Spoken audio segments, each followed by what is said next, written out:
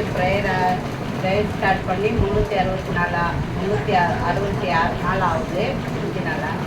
5 நாள் ஆகுது. கர்த்தர் இதுவரையும் எங்களை நடத்திருக்கிறாரு. ஏன்னா நாங்களாம் காலைல ப்ரேயர்லாம் இதுவரையும் எங்கள் சபைன்னு ஆரம்பிச்சு இதுவரை நாங்கள் இந்த காலைல ப்ரேயர்லாம் அட்டன் பண்ணதே கிடையாது, கேள்விப்பட்டதே கிடையாது. இதான் ஃபஸ்ட்டு தடவை எங்கள் சபையில் இந்த மாதிரி ப்ரேயர் ஸ்டார்ட் பண்ணி இதில் நாங்கள் ஜபிச்சு எவ்வளோ பேருக்கு எவ்வளோ நன்மை இருந்தது. ஆனால் கர்த்தர் எனக்கும் நன்மை செய்தார்.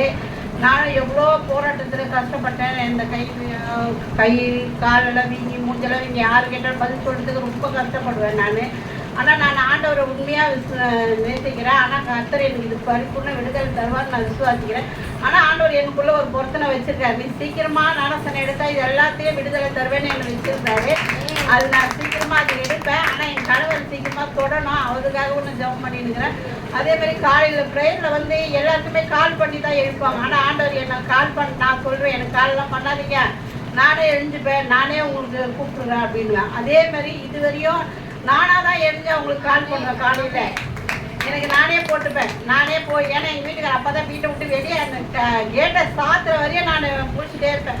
அவர் கேட்டை தாப்பால் போட்டோடனே சவுண்டு கட்டணும், உடனே எழுதி உங்களுக்கு கால் போட்டுருவோம். உடனே அது 5 ஒரு நாள் 5 மணிக்கு போவார், ஒரு நாள் 5:30 போவார், ஒரு நாள் 5:40 போவார். அவர் வாசலை தாண்டி அந்த கேட்டு தாப்பால் போட்டோடனே தான் உடனே பவித்ரா நம்பரை தேடுவேன். தேடி டக்குனு பவித்ரா நம்பர் போடுவேன் நான். அந்த மாதிரி. ஆனால் இருந்தாலும் இனிமேல் நான் ஜபிக்கும் போது கர்த்தர் அவர் தடையை மாற்றி அவரை சீக்கிரமாக தொட்டு நானும் இந்த சபைக்கு வந்து ஒரு சாட்சியாக நிற்கணும்னு ஆசிரியர் நான் ரொம்ப விசுவாசிக்கிறேன். அதே மாதிரி விசேஷமாக என் பையனுக்காக கொஞ்சம் ஜெபம் பண்ணிட்டீங்க. எங்கள் பெரிய பையனுக்காக. அவன் எப்படி சொல்லுதுன்னே இது. அவன் திடீர்னு நான் முந்தானத்து போய் ஃபோன் வேணும்னு கேட்டால் சரி, ஏதோ சின்ன பொண்ணு தான் கேட்குறாப்பல நாங்களும் போனோம். 80,000 ஃபோன் கேட்டு ஒரே அமகலம் பண்ணான். அப்புறம் நான் அதை வாங்கி தரல. அவங்க அப்பாவும் நல்லா திட்டினாரு. அதுக்கப்புறம் அவங்க கோச்சிட்டு சாப்பிடாம காலேஜுக்கெலாம் போகலன்னு எனக்கு ரொம்ப மனசு ரொம்ப கஷ்டம். பயந்துட்டு ஐயோ காலேஜுக்கு போலியன்ட்டு நான் அப்புறம் என்னடா இது ரொம்ப பயந்துட்டே இருந்தேன். அதுக்கப்புறம் நான் பசங்களெல்லாம் ஃபோன் பண்ணால் வரலன்ட்டானுங்க. அப்புறம் அவங்க மேம்கே நான் ஃபோன் அடித்து கேட்டேன். அவங்க ஃபஸ்ட்டு எடுக்கலை. அதுக்கப்புறம் அவங்களே என்னை கொஞ்ச நேரத்துக்கு பொறுத்து கூப்பிட்டாங்க. என்னங்க மேம் ஃபோன் பண்ணியிருக்கீங்க கேட்டாங்க. இது மாதிரி பையன் காலேஜுக்கு வரேன்னு எல்லாம் பசங்க சொல்கிறாங்க, வந்துட்டானே கேட்டால் நீங்கள் அவங்களுக்கெல்லாம் ஃபோன் அடிச்சிங்க, என்னையே கேட்க வேண்டியது தானே, அவன் வந்திருக்கிறான் காலேஜில் தான் இருக்கிறான்னு சொன்னேன்னா அப்போ தான் எனக்கு உயிரே வந்தது. அதேமாதிரி பாஸ்ட் ஒரு வசனம் படம் நான் எப்பயுமே வசனம் படம் உடனே பார்த்து படிச்சிருவேன் நான். அந்த வசனம் படித்த உடனே செகண்டாக அவங்க ஃபோன் பண்ணி உடனே இவங்க வந்துட்டான் அப்படின்னு சொன்னேன்னா அப்போ தான் எனக்கு மற்ற வேலையும் செய்ய தோணுது.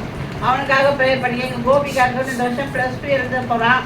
அவனுக்கும் நல்லா விசேஷமாக நல்லா மார்க் எடுக்கணும். இந்த இடத்துல வந்து அவனும் சாட்சி சொல்லணும். போன 10th வந்து நான் அவனை சாட்சி சொல்ல வச்சேன். ஏன்னா 10th அவன் படித்து மார்க் எடுப்பானான்னு அவனுக்கே ஒரு டவுட்டாக இருந்தது, பாஸ் ஆவானான்ட்டு. ஆனால் கர்த்தர் கிருபையில அதுலேயும் பாஸ் ஆனான். பிரீத்தி அவங்க மாமியாரெலாம் நல்லா சப்போர்ட் கொடுத்தாங்க அவனுக்கு.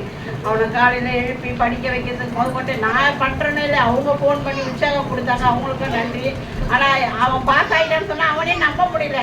ஆனால் நான் சொன்னேன், ஆண்டவர் விசுவாசி நம்ம ஒரு நாள் வெட்கப்பட்டு போக மாட்டேன்டா அப்படின்னு சொல்ல கர்த்தர் அந்த பசங்க இந்த +2 நல்லா மார்க் எடுக்கணும். கர்த்தர் அவங்க நல்ல ஒரு காலேஜில் சேர்க்க கர்த்தர் கிருபையாக வழி நடத்தணும்.